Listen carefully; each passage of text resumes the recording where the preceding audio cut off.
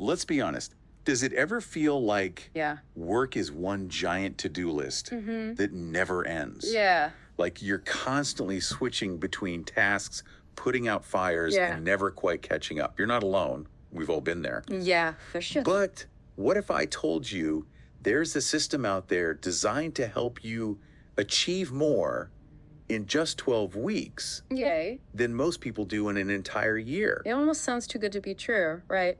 But that's the premise of the 12-week year, the book you wanted to deep dive into today. It promises to be a game changer, Yeah. especially for those of us who are feeling overwhelmed by the sheer volume of work we face every day. Yeah. I'm ready to ditch the chaos For sure.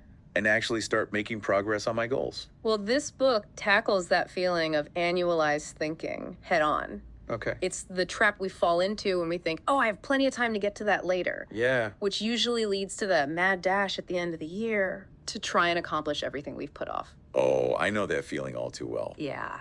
That last minute scramble to meet deadlines and wrap up projects before the year ends. Mm-hmm. But if we know we work best under pressure, Right. why not harness that urgency all year round? Exactly. And that's where the brilliance of the 12-week year comes in. Okay. It breaks down the year into 4 distinct 12-week seasons Good. of focused action. Okay. Think of it like sprinting towards a goal instead of jogging for a whole year. Okay, I'm liking this sprint analogy.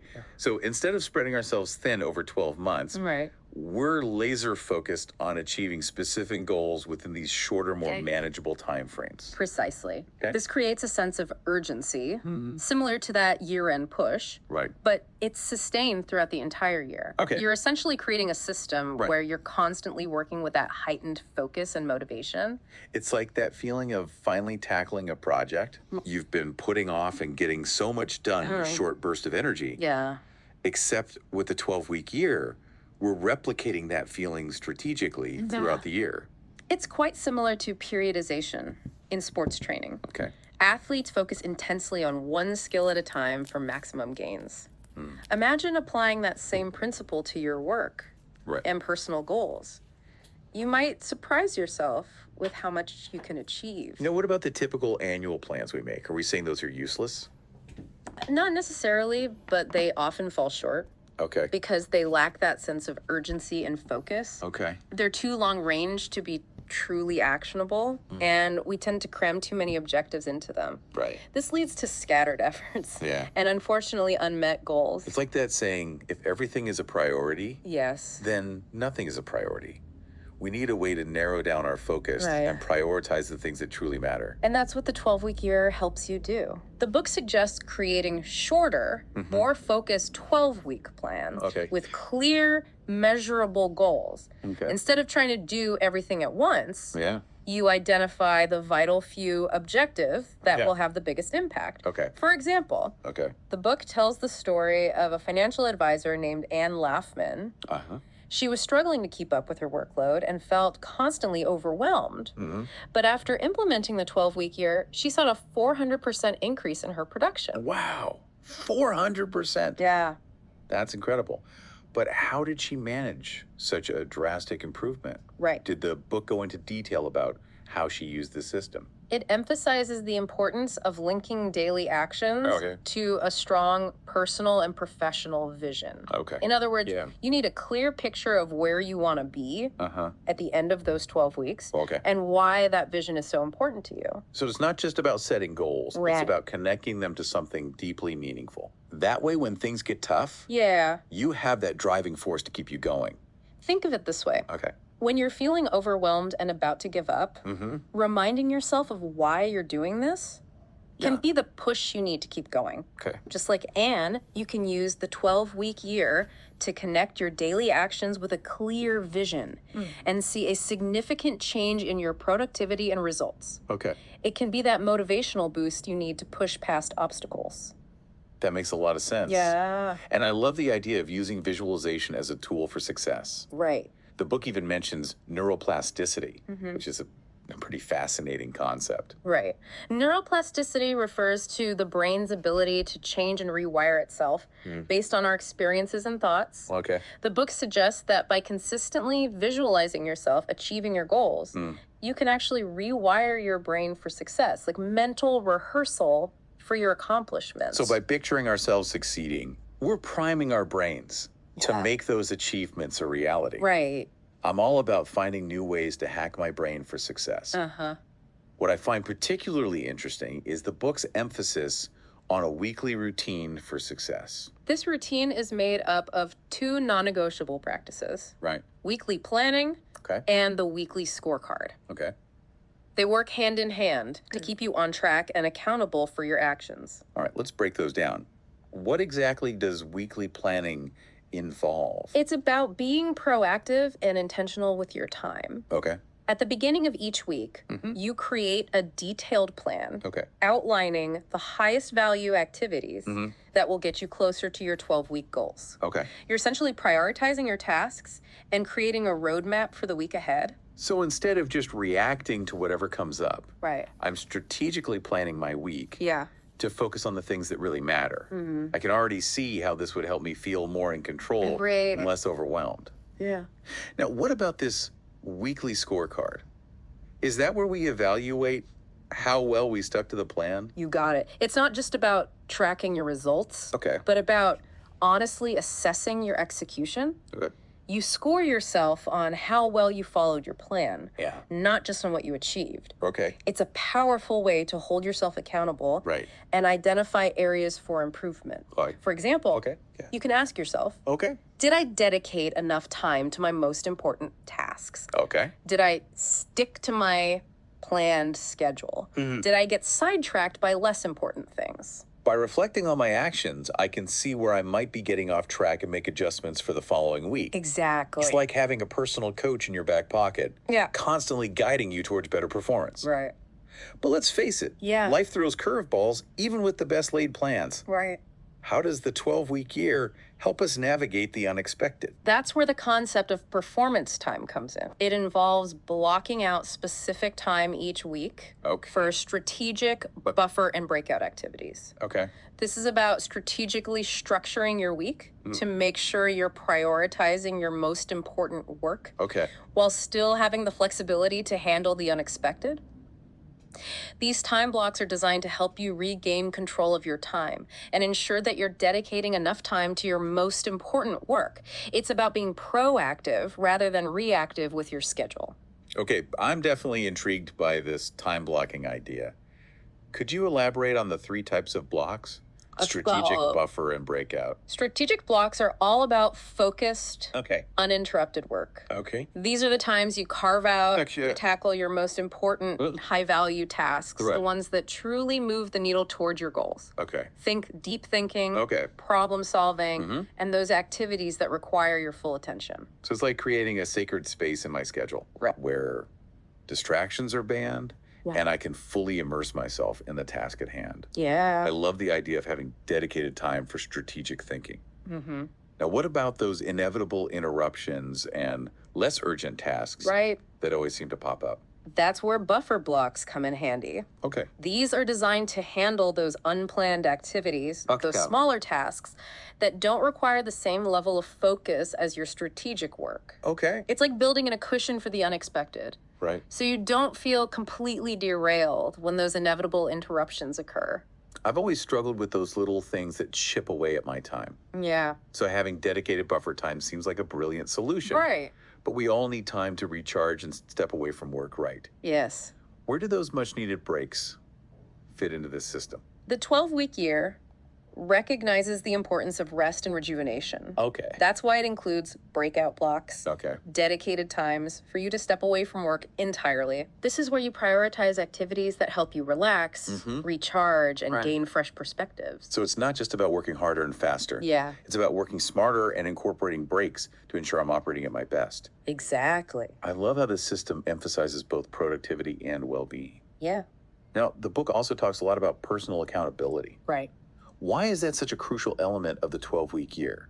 Because without taking ownership of our choices and actions, Okay. We're more likely to fall back into old patterns of blaming external factors Right. for our lack of progress. Yeah. It's easy to make excuses when things don't go our way, Right. but true growth happens when we acknowledge our role in the outcomes. I've definitely been guilty of playing the blame game in the past. Yeah. It's so much easier to point fingers than to take responsibility for my own actions.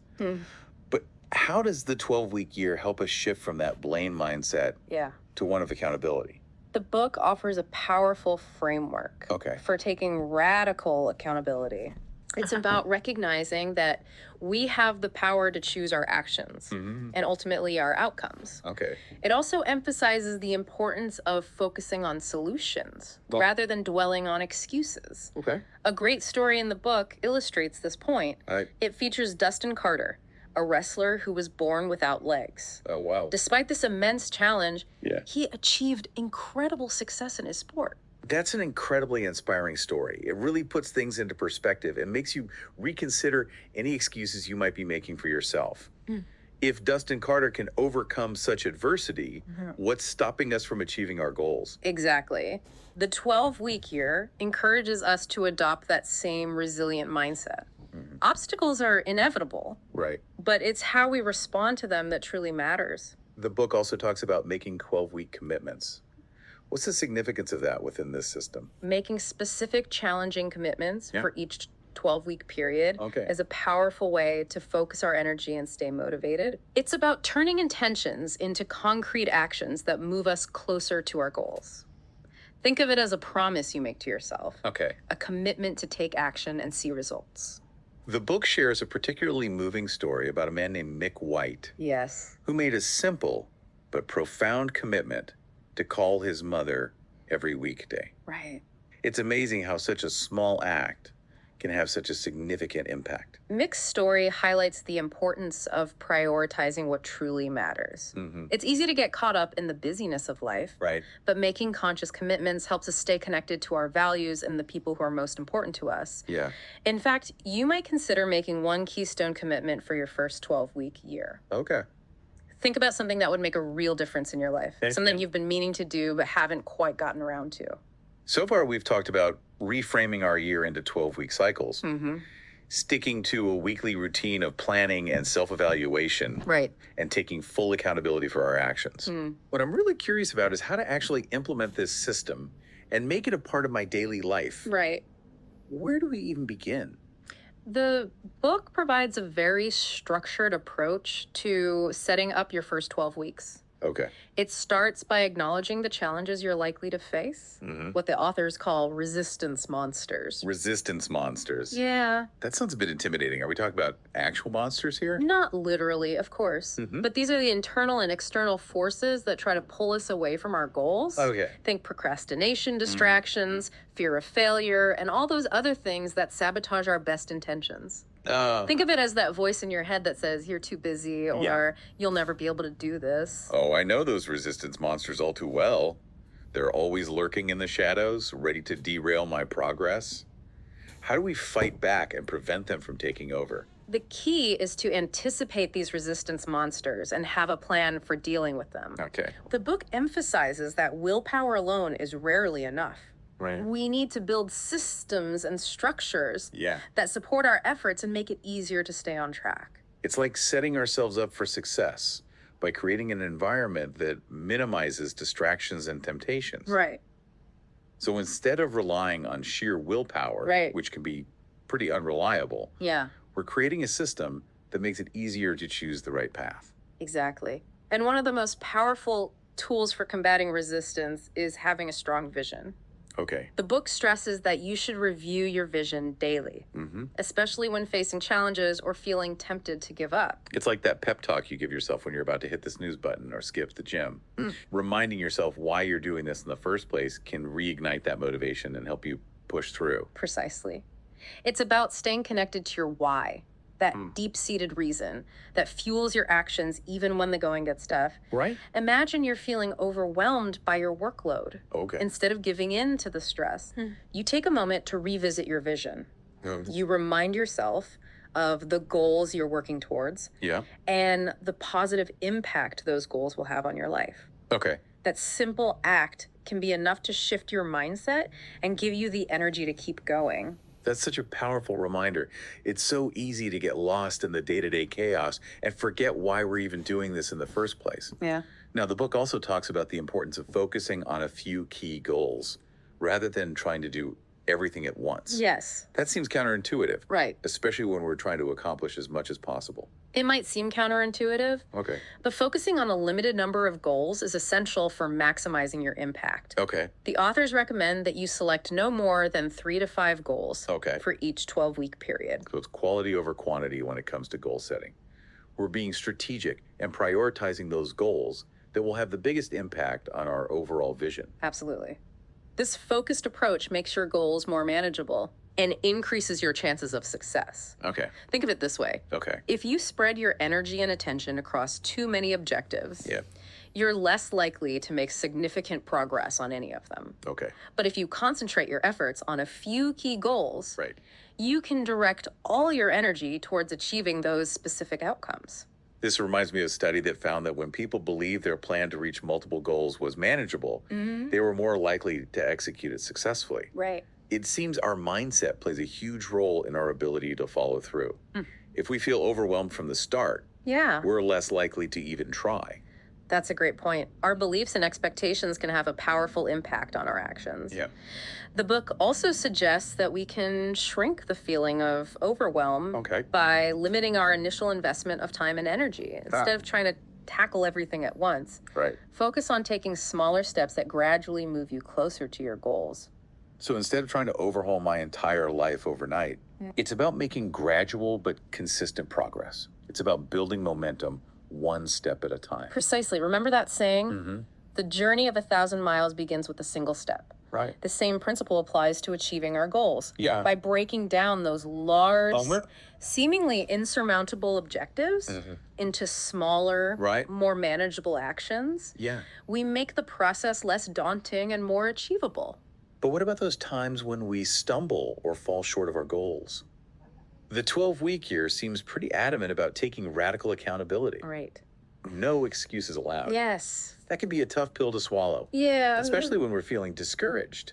It's true that embracing radical accountability can be challenging, Right. but it's also incredibly empowering. Yeah. It's about recognizing that blaming external factors only keeps us stuck in a cycle of powerlessness. Right. When we take ownership of our choices, we also take ownership of our ability to change and grow. I can see how that shift in mindset can be transformative. Yeah.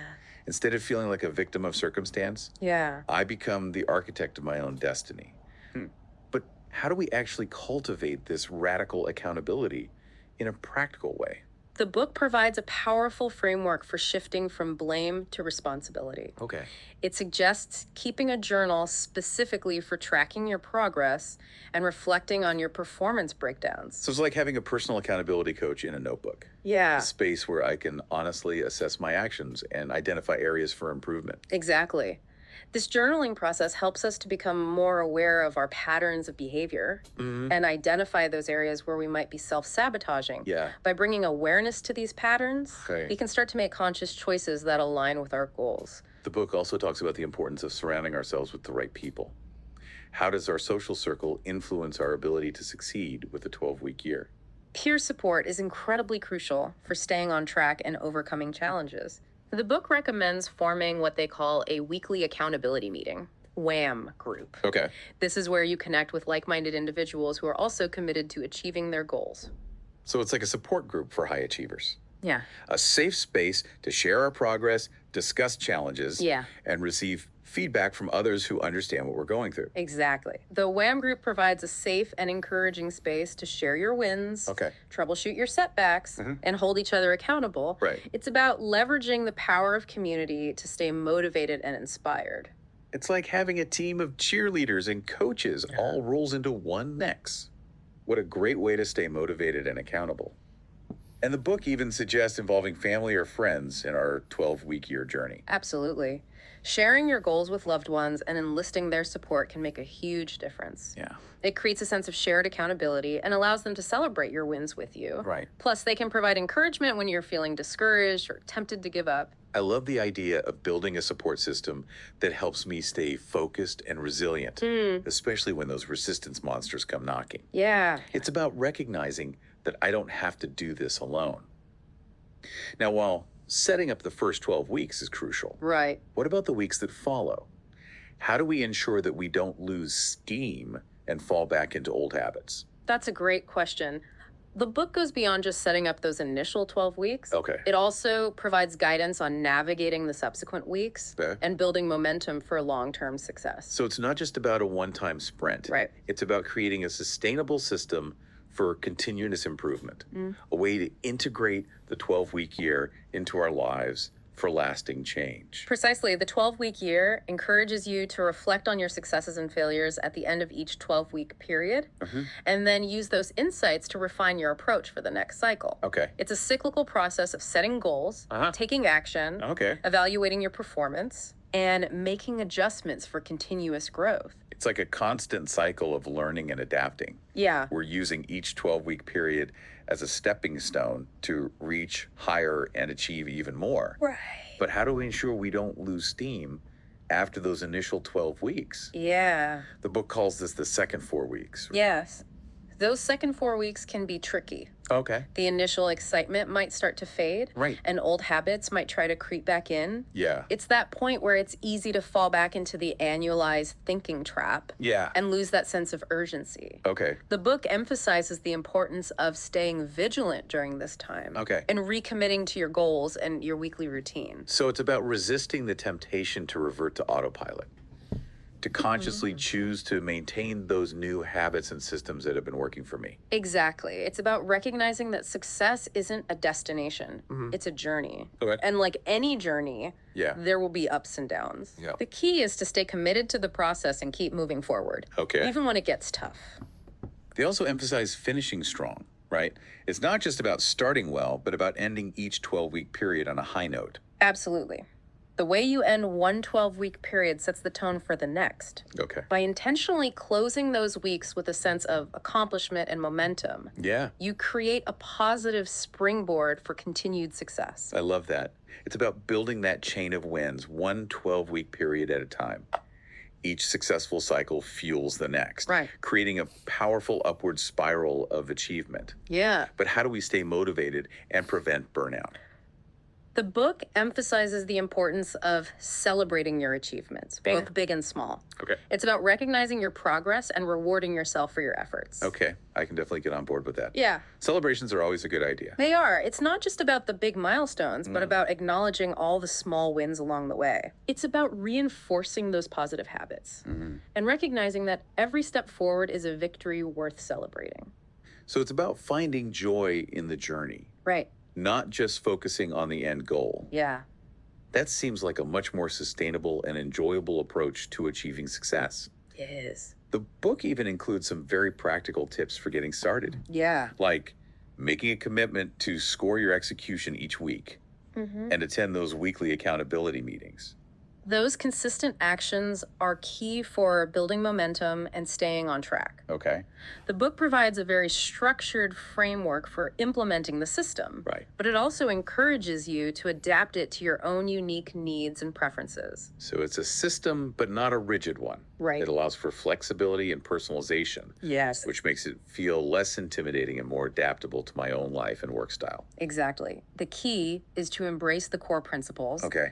and then personalize the approach to make it work for you. Okay. It's about finding what works best for you and creating a system that feels supportive and empowering, not restrictive or overwhelming. I love that flexibility. Yeah. It takes the pressure off feeling like I have to follow a strict set of rules. Yeah. It's about embracing the principles and then finding my own rhythm within the framework. And remember, Okay. the book acknowledges that there will be times when you stumble or fall short of your goals. It's inevitable. Yeah. But it encourages you to view those setbacks as opportunities for learning and growth Right. rather than reasons to give up. Yeah. So it's about embracing the journey with all its ups and downs. It's about recognizing that setbacks are part of the process and using them as fuel for growth and learning. That's a great way to put it. The 12-week year is not a magic formula for overnight success, Right. but rather a system for consistent, focused effort. that over time Yeah. leads to remarkable results. I'm feeling incredibly inspired to dive into my own 12-week year.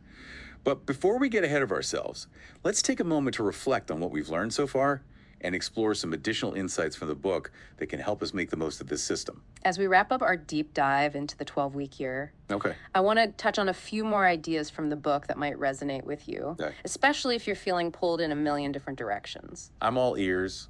I feel like I'm always striving for that elusive work-life balance, Yeah. but it always seems just out of reach. The book actually challenges that conventional idea of striving for perfect balance in all areas of life. Okay. It introduces a concept called intentional imbalance. Intentional imbalance. Yeah. So we're intentionally throwing things off balance. Right. I'm curious to hear more about this. It's not about creating chaos, Okay. but rather about recognizing that true fulfillment often comes from intentionally leaning into those areas that are most important to us at a given time. It's about understanding that we can't give equal attention to every aspect of our lives all the time. So it's about prioritizing and recognizing that life is a series of seasons, Right. each requiring a different focus. Exactly. Sometimes our work demands more attention, and other times our personal lives might take center stage. Exactly. It's about embracing the ebb and flow of life rather than striving for an unrealistic and often unsustainable sense of perfect equilibrium. Right.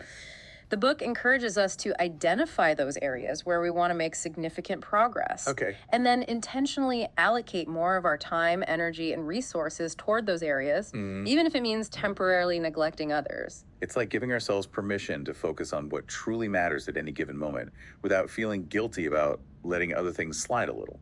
Right. It's a more realistic and forgiving way to approach life's demands. The book also emphasizes the importance of identifying and leveraging your unique strengths and capabilities. Okay. It suggests that while it's important to address our weaknesses, our greatest achievements often come from fully utilizing our strengths, Okay. those special skills and talents that set us apart. So it's about playing to our strengths rather than constantly trying to fix our flaws. It's Yeah. about recognizing what we excel at and focusing our energy on those areas where we can truly shine. Precisely.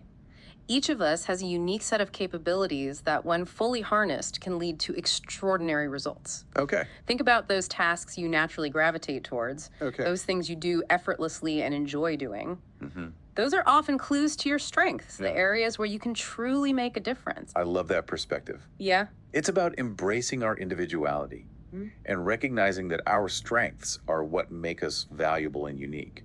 This ties in nicely with another idea from the book, Yeah. the importance of saying no to those activities and requests that don't align with our goals or unique capabilities. Learning to say no is crucial for protecting our time and energy, Okay. and for staying focused on what truly matters. By saying no to those things that drain us or pull us away from our priorities, Yeah. we create space for those activities that truly align with our vision and goals. It's about setting healthy boundaries and recognizing that we can't do everything and be everything to everyone. I've always struggled with saying no, but I can see how it's essential for staying focused and preventing burnout. The book even provides practical tips for saying no gracefully and effectively without damaging relationships or burning bridges. Right. It's about communicating your priorities clearly and respectfully. And sometimes it's about delegating tasks or offering alternative solutions. It's about being assertive and prioritizing our well-being. It's about recognizing that saying no to some things allows us to say yes to the things that truly matter. Yeah. Now, another concept that intrigued me was the book's emphasis on embracing productive tension. Isn't tension usually a bad thing? It can be. Okay. But the book suggests that the discomfort we often feel when striving for something new or challenging can actually be a positive force that propels us forward. So it's about reframing that feeling of uneasiness as a sign that we're stretching ourselves and growing, Yeah. that we're pushing beyond our comfort zones and expanding our capabilities. Exactly. It's about learning to lean into that discomfort rather than trying to avoid it or numb it out. Okay. The book even suggests that we can cultivate productive tension by setting ambitious goals that push us beyond our current limits. It's like that feeling of excitement and nervousness you get before a big presentation or a challenging project. Right. It's a sign that we're stepping outside of our comfort zones and pushing ourselves to grow. By embracing that tension, we can tap into a powerful source of motivation and energy. Okay. It's that drive that pushes us to achieve more than we thought possible. Yeah. This deep dive has been incredibly insightful, and I'm feeling incredibly energized to implement these ideas into my own life and work. What final thoughts would you like to share with our listeners? This has been an incredible journey, and I'm feeling so empowered to take control of my time and my goals. The 12-week year has given me a practical framework and a renewed sense of hope that I can actually achieve those goals that have been eluding me for so long. For anyone feeling overwhelmed by work and struggling to manage their time and priorities, I highly recommend checking out this book. Yeah. It's a game changer. It's about recognizing that you have the power to shape your own destiny one 12-week period at a time. And remember, this has been a curated deep dive highlighting the key takeaways from the 12-week year.